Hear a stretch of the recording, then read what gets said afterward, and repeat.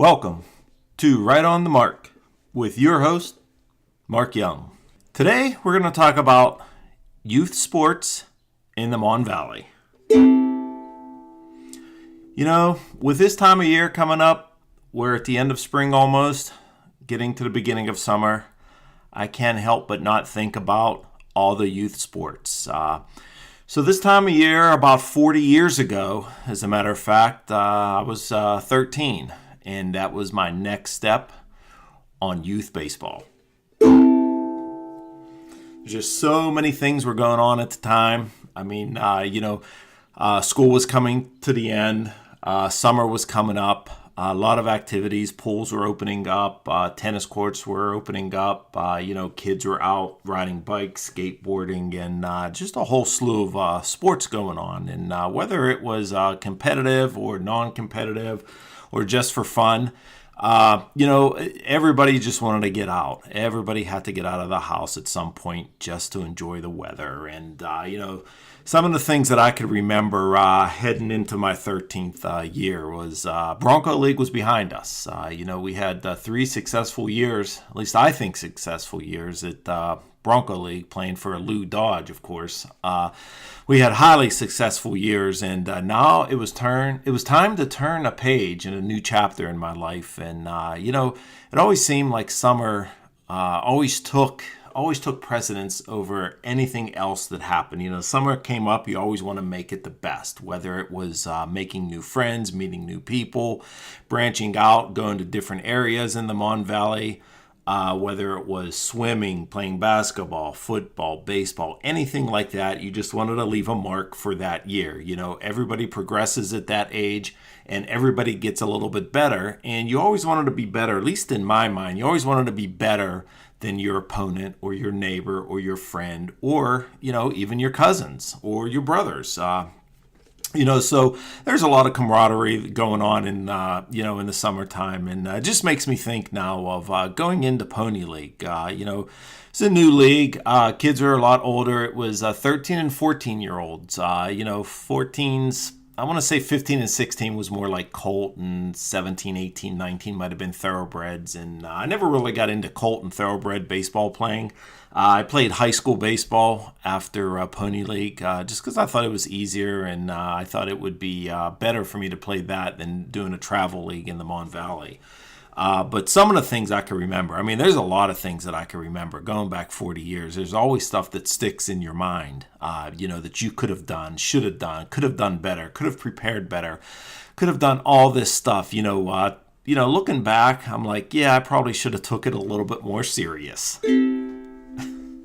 But, sometimes you just go with the flow. And, I can remember in the middle of summer, dog days of summer, and my buddy Jimbo telling me I'd rather be anywhere but here at City Park playing baseball. And I'm like, what do you mean? He's like, look how hot it is. We should be at the pool. We should be riding bikes. We should be doing something cool. And, I'm like, yeah, you're right, Jimbo. We probably should be. But for right now, we're playing baseball. And he's like, yeah, I can't wait for the game to be over. I can remember we used to have double headers in the middle of summer, and would spend all day at the field. And where we played Pony League, we actually practiced at the same place. It was a top field of City Park, and as a matter of fact, that's what we called it, top field City Park, because there was a lower field where you did practice and stuff like that. But the top field City Park is where you played the game. And I can remember, playing 2 years up there, and I can remember doing a lot of extracurricular activity up there. We used to run wind sprints up there. We used to catch football, catch baseball. There was tennis courts up there. As a matter of fact, I used to teach and be a groundskeeper at the tennis courts down. Wasn't right there at the top field of City Park. It was the one down below. But, I used to watch that for the summer, maybe 4 or 5 hours a day. I didn't get paid very much to do that. From what I remember, I got paid like $2.50 an hour to watch the tennis court. But I would give instructions, I would give lessons, and then I would be in charge of the every year tournament. We had an every summer tournament where you could play singles or doubles, and that was a lot of fun. Just watching over the tennis courts. But this particular time, I could remember playing Pony League. And as I got older, I did some coaching as well, but I can get into that a little later. I also did some umping as well, believe it or not, but I can get into that a little later. But first, I'd like to talk about some of the teams that we used to play Pony League. Now, since it was a little older, 13 and 14-year-olds, you had teams coming from other cities. And two of the teams I remember came from Bell Vernon, and they were called Rush Draver Royals and Rush Draver Senators. And, which I thought was pretty cool because you got to meet some kids, play with some kids that weren't in the Bronco League or in the Monessen system. They were outside of the Monessen system. So it was always fun to see how they coached, to see how their kids progressed, to see how they played. And you always learn stuff, and you met them, and before the game, after the game, and you became friends with them. And to this day, when I'm on social media, if I see some of my friends that I used to play with from Bell Vernon, I give them a shout out and say, hey, how's it going? But this particular time was just Pony League, and man, I tell you what a world of different was it from Bronco League. You thought you grew up between 10, 11, and 12, but 13 and 14 kids were really, really big.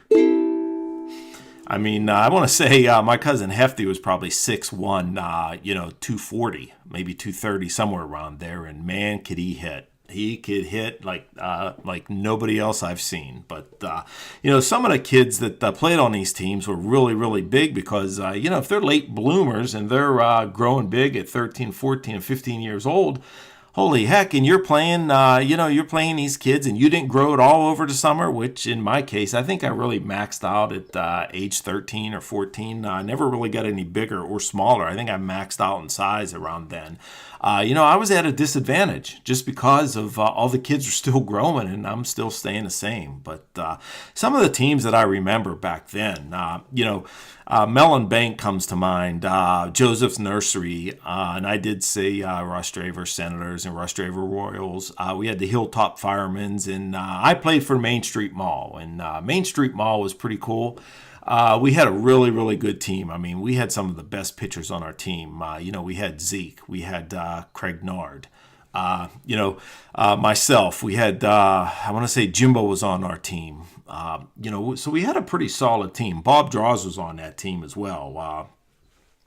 Danny Hornack played too. So, we had a pretty solid team, but we went up against some of these other teams that were really good as well. I mean, I can remember my cousin Hefty playing for Firemen's, and Mo Gallus was the coach back then. And, Mo was kind of a fly by the seat of your pants kind of coach. He would kind of like he'd make in-game decisions on what to do. Like he would send somebody in from second base if it was just a, grounder going to first.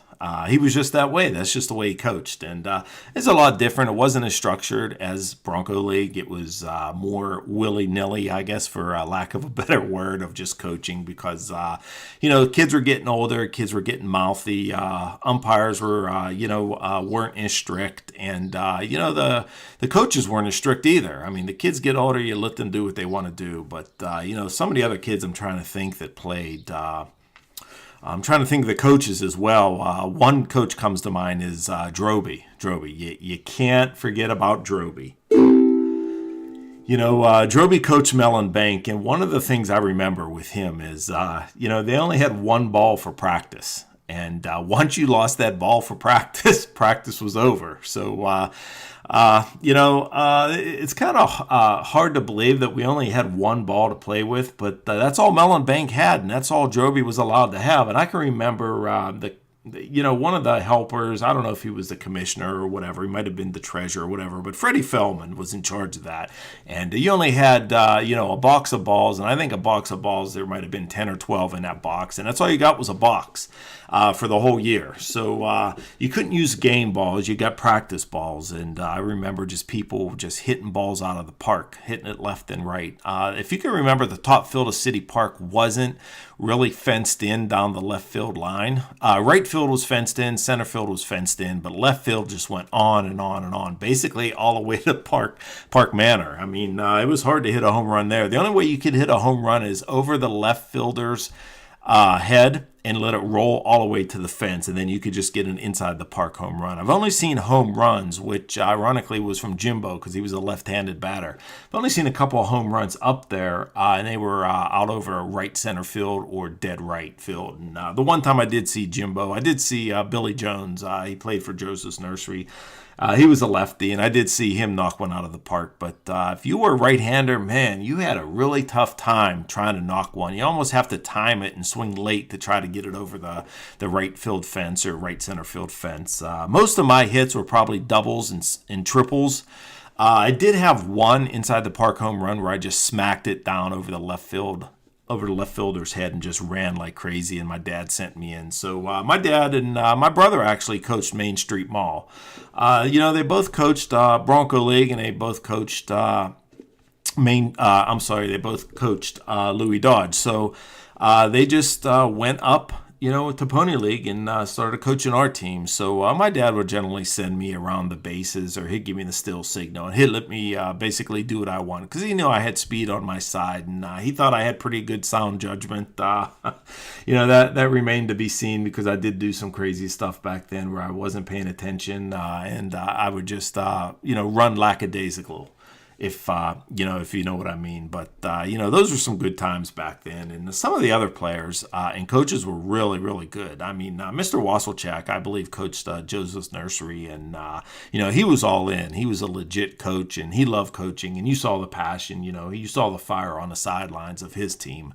So they always did well. I mean, my dad had the passion, too, and the fire. And I can remember one instance where we're coming up against a team. I want to say it was the Rostraver Royals, and we needed a win. I want to say it might have been towards the end of the season, and we needed a win to get into the playoffs, because if you didn't win, you didn't get into the playoffs. So I can remember talking with my dad beforehand at the house while we're getting ready. I'm like, hey, Dad, who's going to pitch today? He's like, well, I want to save you for the next game. I want to save you for the playoffs. So you're not going to pitch today. So I'm probably going to have, Craig pitch. So I'm like, all right, cool. So I'll just chill. I'll just relax. I'm saying this in my head. I'll just chill and relax, during the game, or even prepping, because, I'll probably just play left field or shortstop or something, and no biggie. I'll just blend into the game any way I can. But usually when you're a pitcher, you have a lot more responsibilities. You got to find out who the catcher is. You got to find out who the umps are. You got to make sure you got to throw the ball to the right spot for certain umps, because every umpire, calls the game different. And you always want to know where the umpire is going to be. Sometimes if we didn't have an ump behind the catcher, we'd have an ump behind the pitcher. So I needed to know who the umpire was, who was catching for me, and who we're playing, and the order of what they're going to bat. So I needed to be totally prepared to pitch. But in this particular case, my dad says, no worries. You're not going to pitch. Craig will pitch. I'm not sure if it was Craig Narn. It might have been Zeke or somebody else. But I can remember arriving a little later to the ballpark, and my dad says, all right, let's go play ball. Mark, you're pitching. I said, what? He said, Mark, yeah, you're on the mound. You're pitching. If we don't win today, there is no tomorrow. You got to pitch today to get to tomorrow. So I guess I really didn't see it, but the coaches must have gathered. The assistant coaches, my brother, Mr. B, must have decided, hey, Mr. Dunyak too, Dun's dad helped coach, must have decided, let's pitch Mark today so we can win to get into playoffs. If we save Mark for the next game, which is tomorrow, that day may never come. So they must have talked my dad into it.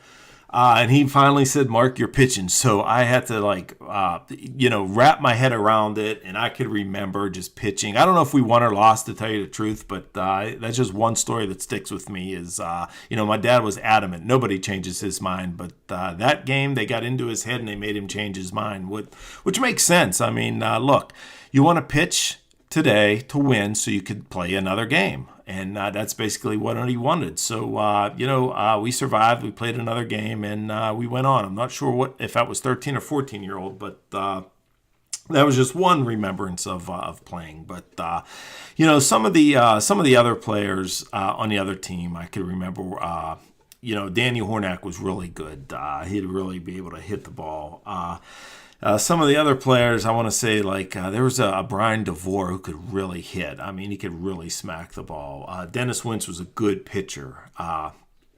By far, I think we had two of the best, Craig Nard and Zeke pitching with myself. So I think we had probably the best three pitchers on our team.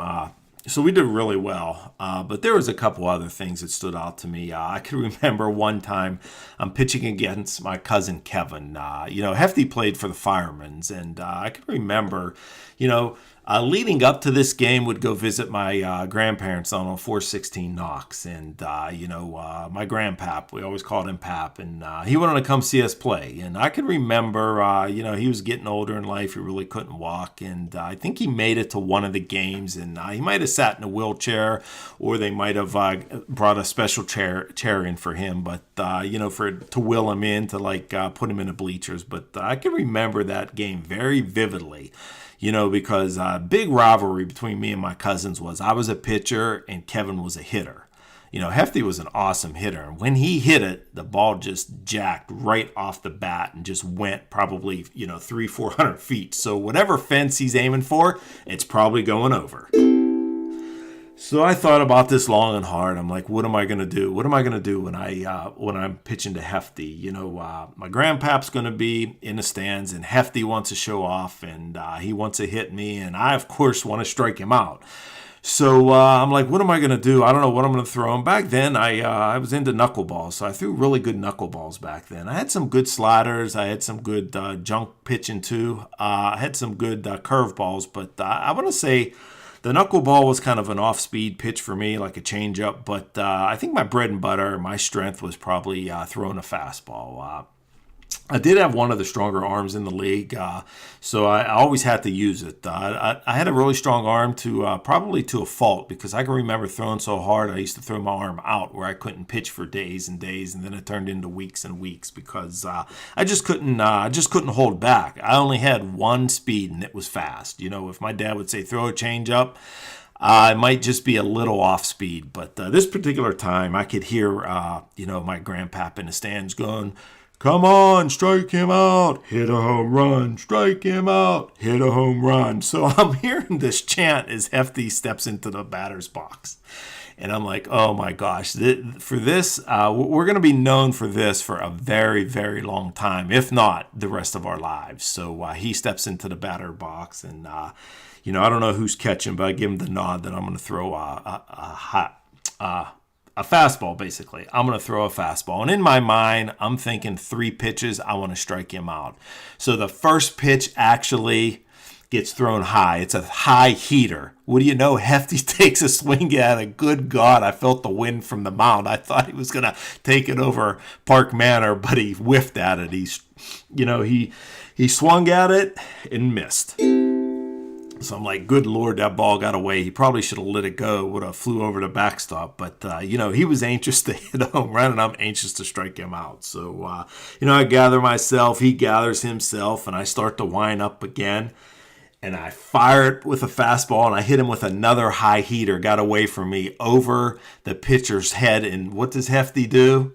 But swing, and he swings like he's chopping wood. Joey Brodigan was known for chopping wood because it always swing and chop down, and my dad would call that chopping wood. And wouldn't you know, Hefty went for it with another high heater, and he chopped wood, and he uppercutted it and missed it. I'm like, oh yeah, and I could still hear in the background my grandpap and his grandpap going, "Strike him out, hit a home run, strike him out, hit a home run." That's just crazy to think about it now. So I'm up on him, 2 strikes, no balls, and he's jittery, I'm jittery. I just want to get this over with. It's our first time ever facing each other, because you guys got to remember, we played on the same team for years and years, practically our whole life, up until we were 13 and 14 years old is when we went against each other. So this is the first time up ever in our history with an audience. And, basically our idol was our pap in the stands, and grandpap couldn't wait to hear. So it's 2 strikes, no balls. And I'm like, well, I got to go with a heater. I don't know if it's going to be high or low, but I got to hit him with a fastball. And wouldn't you know it, it went right down the pike. Strike 3, a swing and a miss. I swear, if Hefty would have connected, it would have gone over the left field fence for sure, no doubt, over Park Manor. Unbelievable. But yeah, to this day, I remember that.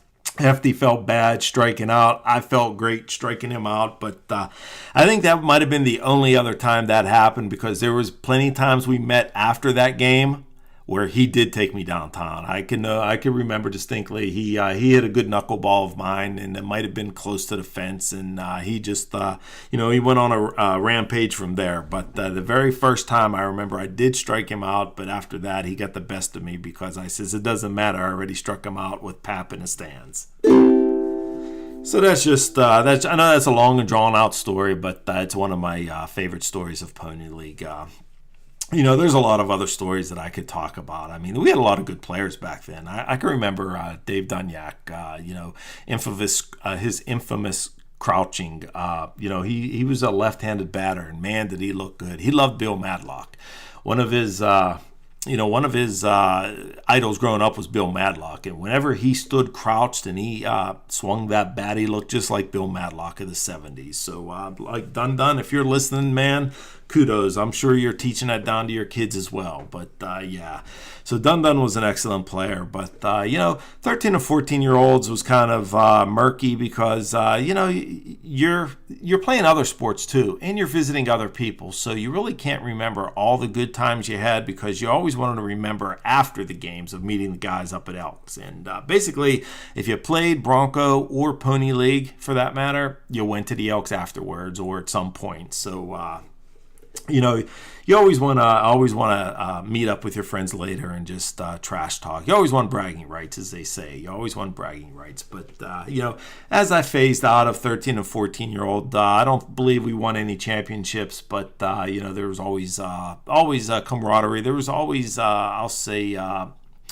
I'll say incidents that always happened at the top field of City Park. And I can remember my dad getting into it with Freddie Fellman, and getting into it with, Droby, or getting into it with other coaches. And, it's one of those where, you yelled, you screamed, but then you went and had a beer afterwards at the Elks, and all the coaches got along. And my dad wasn't a commissioner back then. I believe the commissioners were Doggy and Barton, but you only saw them for pictures. They only showed up for pictures. You never saw them during the game. At least I never did, but they'd always show up in a nice shirt and tie, and that was one time a year for pictures. And then there were the umpires. They really had paid umping back then. I said I was going to talk about umping a little later, but I did ump after I played just to stay into the sports. And I remember they paid $10 a game. I'm not sure if Joe Leone got paid that or not, but I remember his brother Bull Leone coached. I can't remember what coach or what team Bull Leone coached, but Joe Leone was the umpire. And man, Bull could not get a break from his brother. He would say, my own damn brother wouldn't give me a break. I always thought that was funny. Bull Leone and Joe Leone would get into it. Two brothers. One was a coach and one was a umpire. That was just something else. And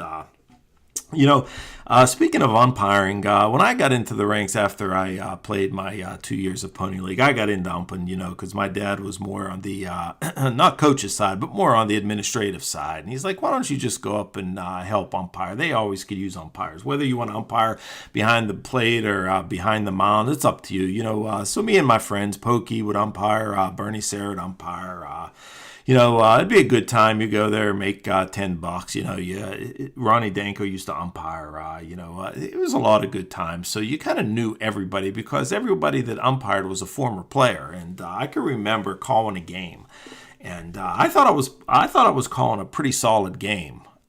Can't remember the two teams. I do remember one of the players was Jimmo Malinchak, and he played shortstop. Excellent player, by the way. Excellent baseball player. In fact, he's an all-round basketball, football, baseball, track. He did everything. His probably jack of all trades sport was probably basketball, just because he was tall, lanky, and he had the length to play basketball. But he was an excellent baseball player as well, and him and I would always talk a lot, and we always got along. We always talked, before and during the game, and at the Elks. We were just genuinely friends. I'll leave it at that. We were just really good friends. He was a couple years younger than me, but we used to practice together. We used to do some pepper together, and we used to catch together, and even play at Shawnee Park a little bit, whether it was baseball or basketball. But man, I can remember, Jimbo always applauded all my calls that I would make in Pony League. He's like, "Oh, that was a good call, Mark." Even if it was against his team or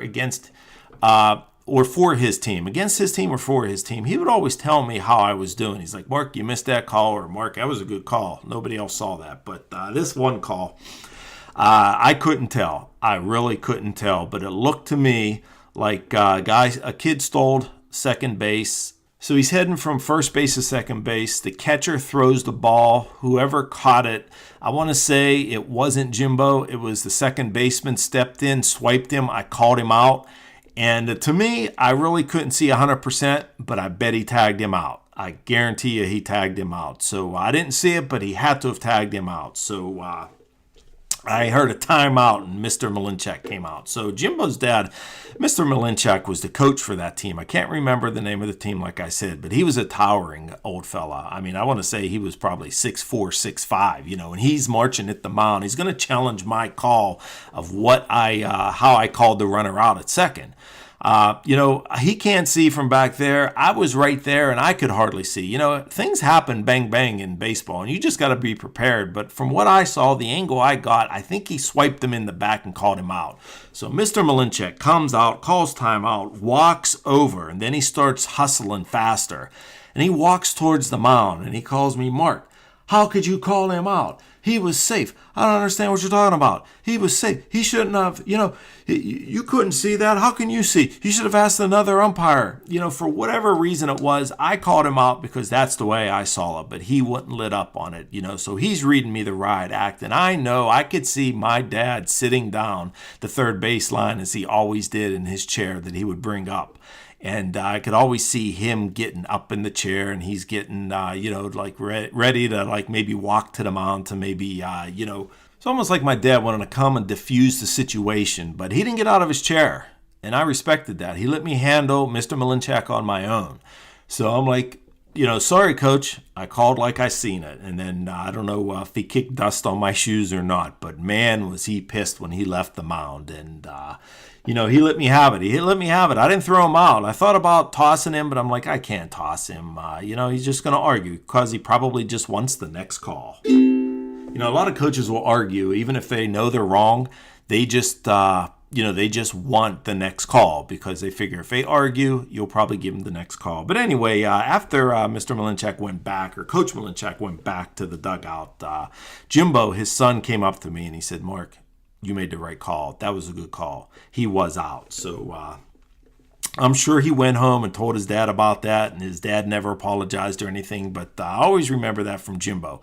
He was straight up. He always told the truth, and he was on my side. And he's like, "Mark." And believe me, Jimbo told me other times where I made wrong calls.